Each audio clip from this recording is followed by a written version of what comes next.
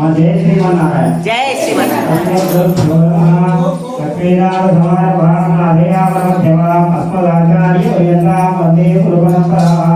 जय श्रीमन्नारायण।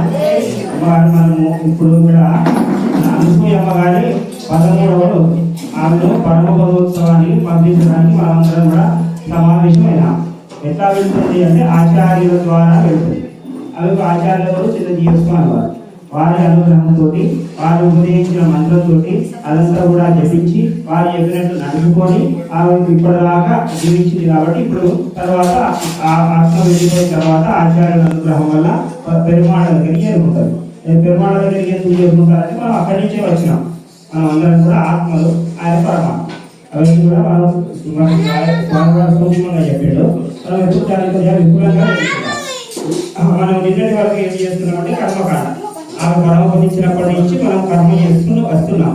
దాన్ని ఏమంటే కర్మకాండ అంటారు. అది ఎవరు చేయాలి? కొడుకులు చేస్తారు. కర్తలు ఎవరంటే కొడుకులు, వారసులు ఎవరుంటే వాళ్ళు చేస్తారు. మరి అది వాళ్ళు ఎందుకు చేయాలంటే వాళ్ళకు బాధ్యత. వాళ్ళు మనకి ఇచ్చిన శరీరం ఉంటుంది కదా, శరీరం ఇచ్చిన వాళ్ళకు రుణం తీర్చుకోవడం అన్నమాట. మనము పుట్టినప్పటి నుంచి వాళ్ళకు మనం ఉన్న వాళ్ళ రుణం తీర్చుకోవాలి. అది ఎట్లా తీర్చుకోవాలంటే జీవతో వాక్యకరణ. అంటే వాడు ఉన్నన్ని రోజులు మనము వాడు చెప్పినటువంటి ఒక మంచి మాటలు వినాలి, వాటిని ఆచరిస్తూ ఉండాలి. తల్లిదండ్రులు చెప్పినట్టు వినాలి, ఆచరిస్తూ ఉండాలి. వాడు మంచి చెప్తారు, మంచి చెప్తారు. మన కొడుకులు చేసుకోవాలని ఎవరు ఉండదు తల్లిదండ్రులకు. కాబట్టి వాళ్ళు చెప్పిన మంచి మాటలు వినాలి, అది ఆచరిస్తూ ఉండాలి.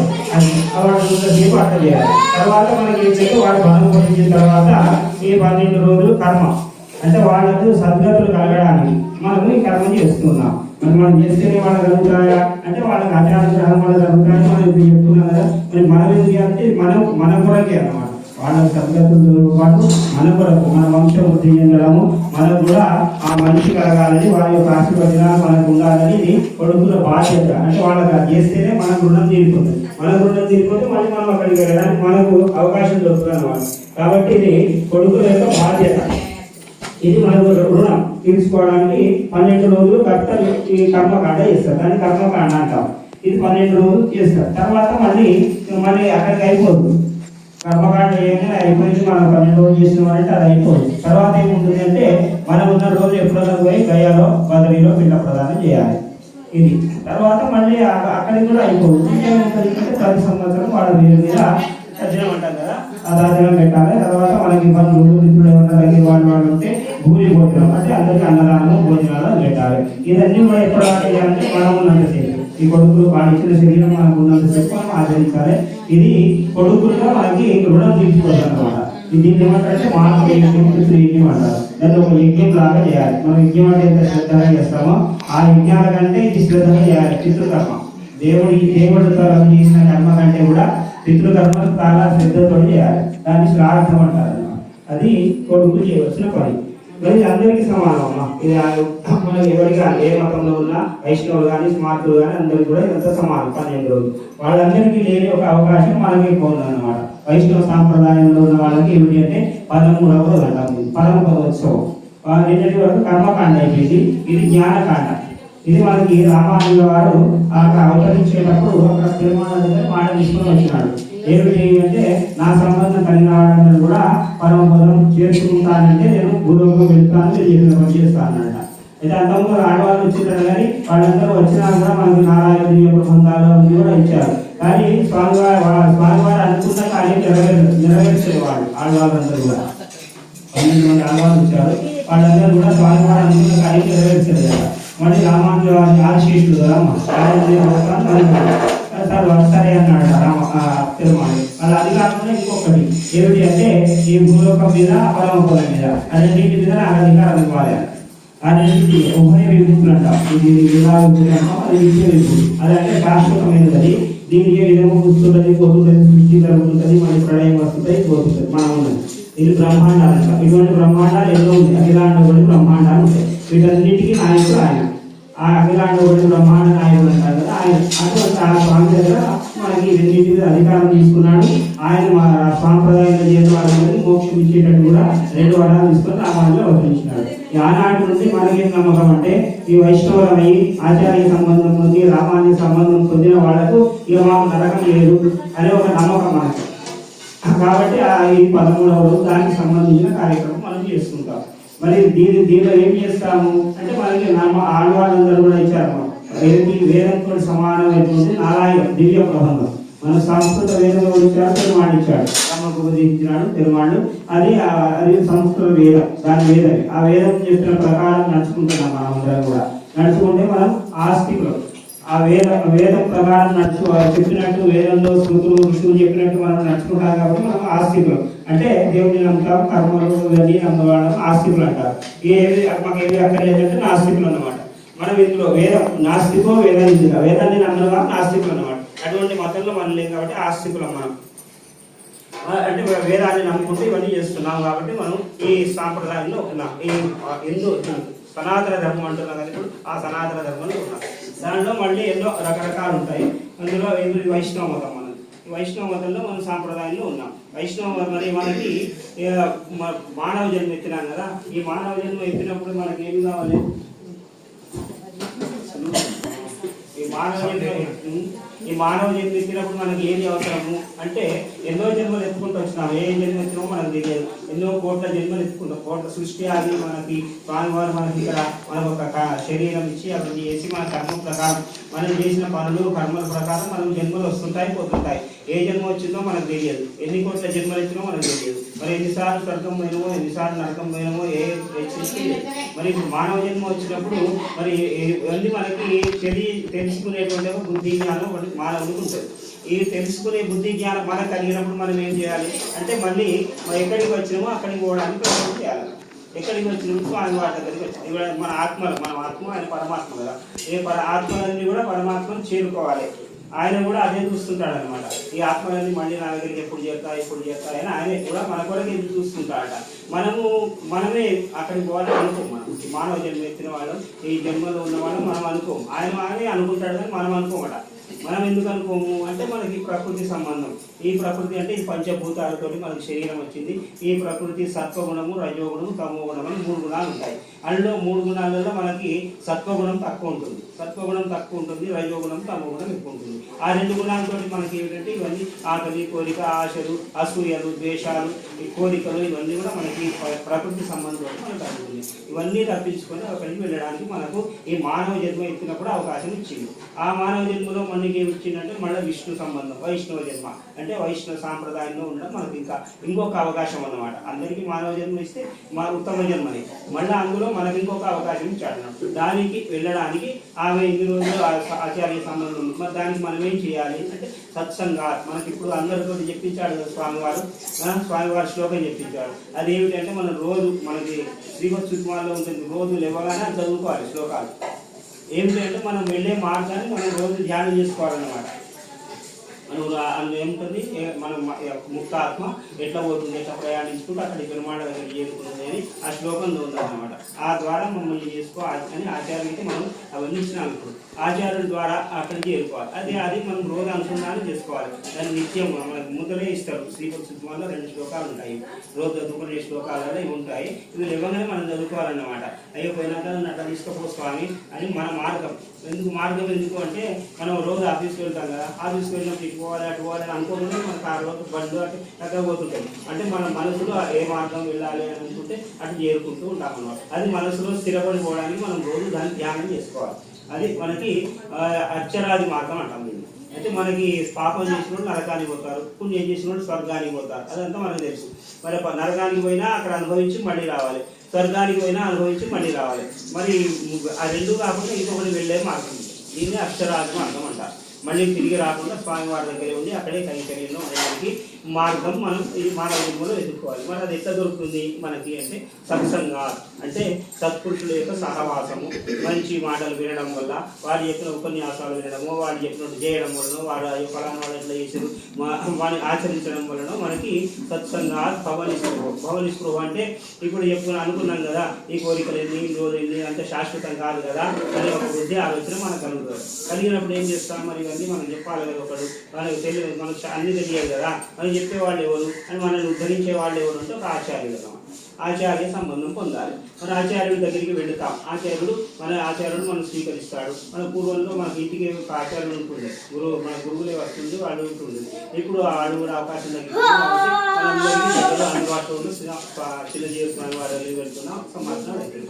ఒక గురువుని మనం స్వీకరించాలి. స్వీకరించిన తర్వాత ఆయన ఏం చేస్తాడు అంటే పంచ సంస్కారాలు, దాన్ని సంవత్సరాలు అంటారు, చక్రాంతాలు అంటాం, సంవత్సరాలు అంటాం, దాన్ని పంచ సంస్కారాలు అంటాం. పంచ సంస్కారాలు అంటే తాపం అంటే 9 చక్రాలు పెడతారు, కుండ్రం అంటే మనకి నామాలు పెడతాడు, పేరు మనకి దాసనామం రామానుజ దాస అంటాం కదా, అది మనకు ఉపదేశిస్తాడు. తర్వాత 3 మంత్రాలు ఉపదేశిస్తాడు మనకి, అష్టాక్షరి, ద్వయమంత్రం, శరమంత్రం ఉపదేశిస్తాడు. తర్వాత మనం రోజు ఎట్లా నడుచుకోవాలి, ఆరాధన చేయాలి, మనం ఇవన్నీ కూడా మనకు ఉపదేశిస్తాడు. ఇవి పంచ సంస్కారం అంటారు. అంటే మనకి మన శరీరాన్ని స్వామివారితో వెళ్ళిపోవడానికి మనకి తయారు చేస్తాడు అన్నట్టే. మన శరీరాన్ని, మనసును, ఆత్మను ఆచార్యులు మనకి ఆ పెరుమాళ దగ్గరికి పోవడానికి మనకు చదివిస్తాడు. మనం ఒక బంగారం వసూలుడికి ఇస్తే దాన్ని కరగదీసి, దాన్ని కొట్టి, దాన్ని ప్యూర్ చేసి, దాంట్లో కల్తీ తీసేసి అవన్నీ తయారు చేస్తాడు. నగ చేయడానికి మనని అట్లా తయారు చేస్తాడు ఆచార్యుడు. చేసిన తర్వాత మనం ఏం చేయాలంటే ఆయన చేసినట్టు నడుచుకోవాలి. నడుచుకుంటూ ఉంటుంటే ఏమవుతుంది, మనకి ఆయన చెప్పిన మంత్రం రోజు జపిస్తుంటాం కదా, తీర్థం తీసుకున్నప్పుడు అప్పుడు జపిస్తుంటే మళ్ళీ ద్వయమంత్రం ఉంటుంది. ద్వయమంత్రం నిరంతరం మనం జపిసుకోవచ్చు. ద్వయమంత్రాన్ని మనం రోజు నిరంతరం అంటే మనం నడుస్తున్నా, కూర్చున్నా, పడుతున్నా అని జపిసుకోవచ్చు. జపిస్తే ఏమైందంటే ఇందాక మన మనసులో ఆ రూపం అంటే లక్ష్మీనారాయణుడు మన మనసులో స్థిరపడిపోయిన తర్వాత ఎప్పుడు మనకు ఉపయోగపడుతుంది అంటే మనం ప్రాణం పోయే సమయంలో.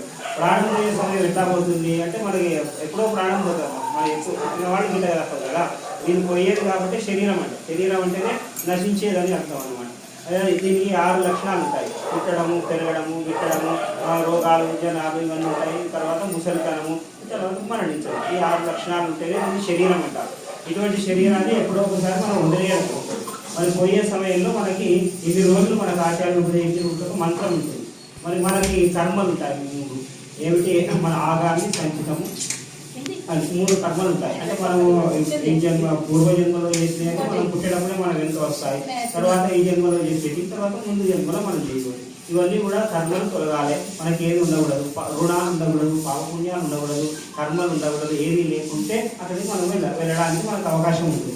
మరి అవి ఎట్లా తొలగిపోతాయి అంటే మనం ఈ రోజు చేసిన ధ్యానం వల్ల మనకి పూర్వజన్మ సంచితం అంటాం కదా, అవన్నీ కూడా ఆయనే తొలగిస్తారనమాట. తీసుకువెళ్ళాలనుకుంటే ఆయన అన్ని తొలగిస్తారు. తర్వాత మనం ఈ జన్మలో చేస్తే మనం ఇప్పుడు అనుభవింపజేస్తారు. ఇవి తప్పయి అన్నమాట. ఎవరికైనా వరం పోయే వాళ్ళకైనా, నరకం పోయే వాళ్ళకైనా, ఎక్కడికి వాళ్ళకైనా ఈ జన్మలో ఏదేది అనుభవించాలో అది తప్పదు. ఎవరు చేసిన కర్మ వాళ్ళు అనుభవించాలి కదా, అది తప్పదన్నమాట. ఈ జన్మలో చేస్తే మనకు అనుభవింపజేసి మనం తీసుకొని వెళ్తాడు.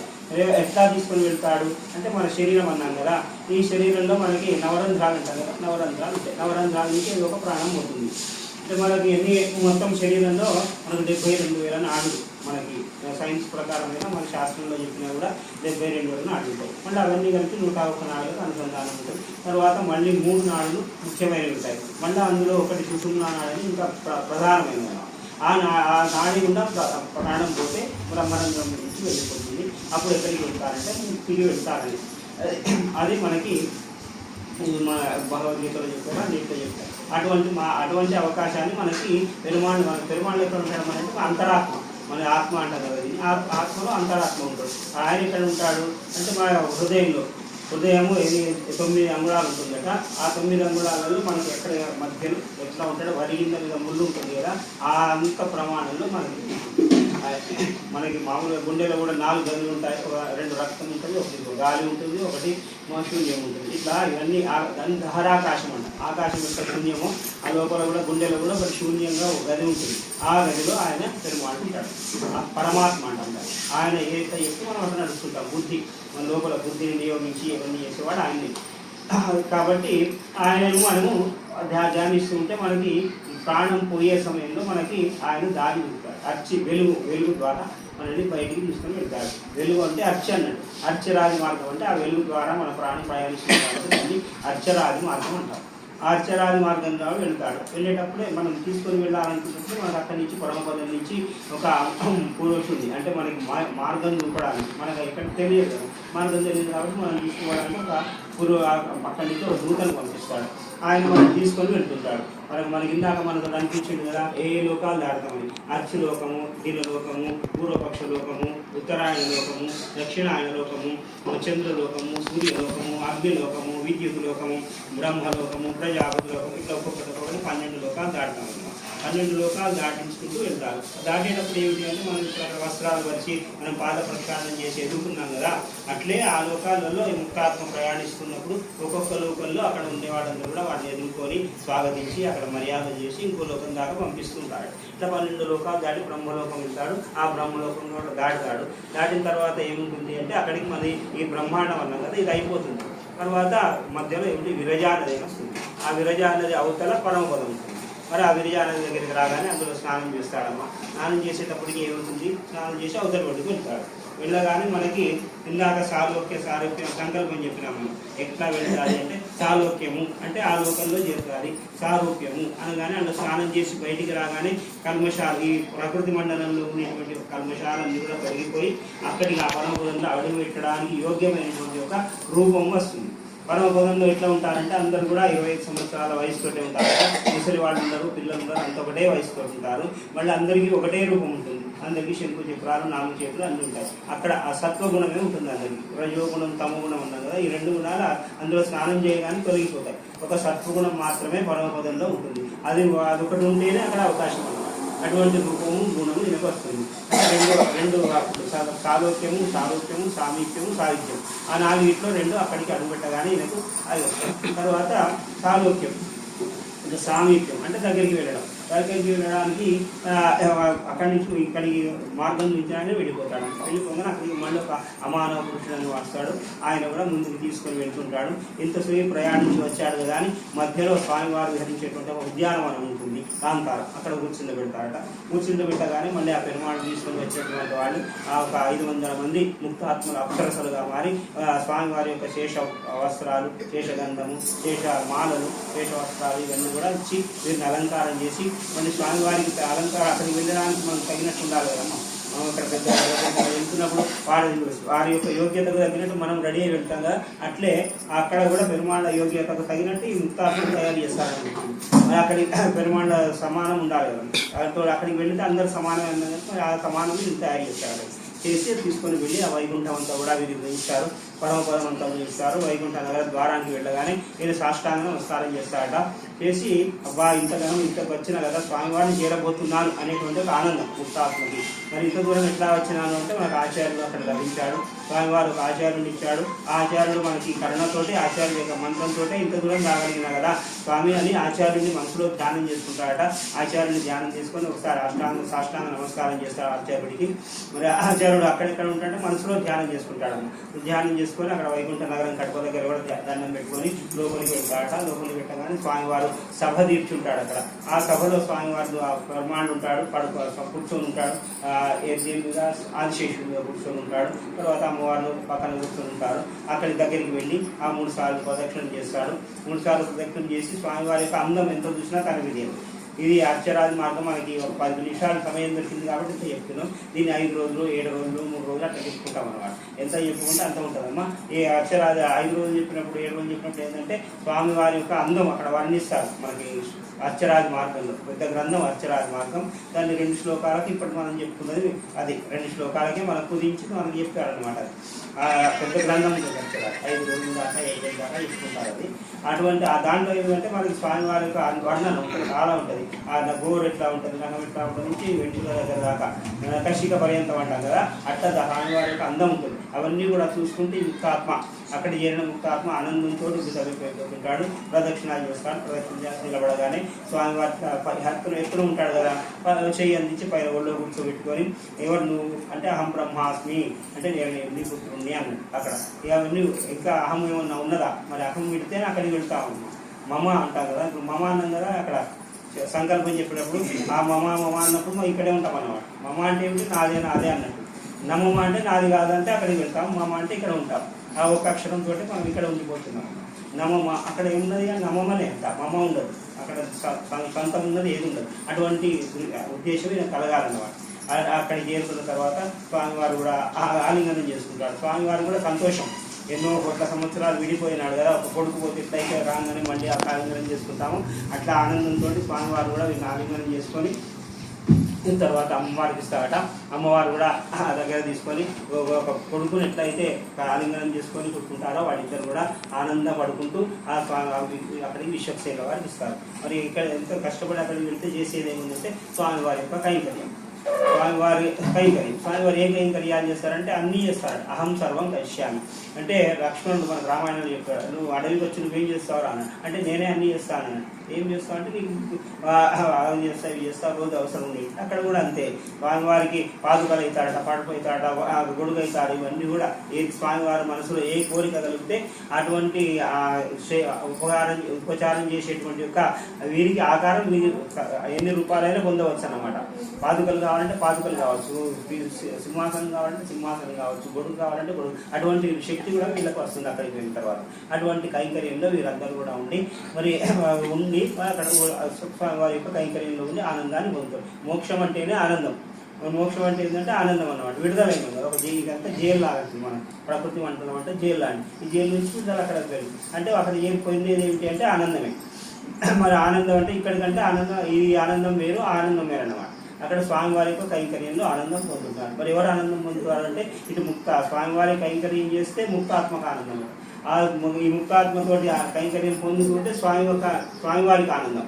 అంటే ఒకరికొకరు ఆనందం పొందుకుంటూ అక్కడ ఉంటూ ఉంటారు. మరి ఉంటే మా వాళ్ళు వెళ్ళి ఆ అమ్మగారు ఆనందం పొందుతుంది, స్వామివారు ఆనందం పొందుతారు. మనకేమిటి అని ఇంకా వస్తుంది మనుషులు వాళ్ళ దగ్గర వెళ్ళి మనకేమిటి అంటే మనకు వాళ్ళ స్వామి మన అమ్మవారి కోరికలు మన కుటుంబానికి తీర్చేటి ఏమన్నా ఉంటాయి కదా, అవన్నీ కూడా ఆ మా ముక్తాత్మ యొక్క మనసు తెలుసుకొని స్వామివారు వీరికి మనకి అవసరం పడే వాళ్ళని అక్కడ తీసుకుని వెళ్ళినప్పుడు మన కోరికలు తీర్చాలి కదా స్వామివారు. అట్లా అంటే మన కోరికలు ఏమైనా ఉంటే తీర్చవలసినవి అంటే మనకు ఏది కావాలంటే కాదు, మనకు ధర్మబద్ధమైనవి మనకు ఇవ్వవలసినవి ఆయన స్వామివారు మనకి ఇచ్చుకుంటూ ఈ కుటుంబాన్ని వీళ్ళందరినీ కూడా ఆమె ద్వారా మంగళాశాసనం చేసుకుంటాడని మనకి ఇది అక్షరాది మార్గం. అంటే వేదాల్లో పురాణంలో చెప్పిన దాన్ని మనకి సూక్ష్మంగా మరి ఇంతసేపు మనం నారాయణ తిరువాయం చదువుకున్నాం కదా. నారాయణం అంటే 4000 పాశురాలు ఒక్కరోజే ఉంటుంది మనకి సమయం. దీనికి 4000 పాశురాలు కావు కాబట్టి 1100 పాశురాలు అనేది ఒక 2 పూటలలో చేస్తారన్నమాట. 4000 పాశురాలు అంటే మనం సంవత్సరీకము అప్పుడు మధ్యలో అట్లా చేసుకోవచ్చు. ఇది మనకి ఒక పూటనే ఉండదు, 5 రోజుల సమయం ఉండదు. 5 రోజుల సమయం తీసుకొని చేసుకోవాలంటే వాళ్ళది 21 రోజులు దానిగా అట్లా ఉంటుంది. దాని పెద్ద అది మనకు మామూలుగా అయితే మనకి సాంప్రదాయంగా ఇక్కడ మన ప్రాంతంలో కానీ అందరూ కానీ ఇట్లా వస్తున్నాయి కాబట్టి మనం 1100 పాశురాలు చదువుతున్నాం. దానిలో చివరిలో ఏమిటి అంటే నమ్మ ఆడవాళ్ళు ఈ మార్గం ఇప్పుడు ఎట్లా చెప్తున్నామో దాంట్లో 22 పాశురాలు చెప్పినాడు కాబట్టి అది ముఖ్యమైనది అన్నమాట. అది సామవేద సారం అంటాం దాన్ని. ఆ సామవేదం అంటే స్వామివారికి ఇష్టం. సామవేద సారం ఇది మనం తిరువాయింది అంటే సామవేదం అంటే స్వామివారికి ఇష్టమైనది కాబట్టి ఈ ప్రబంధం చదువుతాం. దాంట్లో అక్షరాది మార్గం ఉంటుంది కాబట్టి ఆ ఆత్మ ఇక్కడ తిరుగుతున్నది కాబట్టి ఆ ఆత్మ ఈ మార్గాన్ని విధించింది. అక్కడికి వెళ్ళడానికి మనకి ఇట్లా మనుషులు అన్నాం కదా, అట్లా ఆమె కూడా మనుషులు కలిగి అక్కడికి వెళ్ళడానికి స్వామివారి ద్వారా అక్కడికి వెళుతుంది అని మనకి సాంప్రదాయం ప్రకారం ఇది చేస్తారు. దీన్ని జ్ఞానకాండ అంటాం. నిన్నటి నుంచి ఇక్కడికి ఇది దీని ద్వారా మనకు అమ్మవారు అక్కడికి పరమపదం చేరుకొని మీ అందరినీ కూడా కుటుంబ సభ్యులను అందరినీ కూడా ఆశీర్వదించి అక్కడ ఆవిడ ఆనందంలో ఉంటుందని జై శ్రీమన్నారాయణ.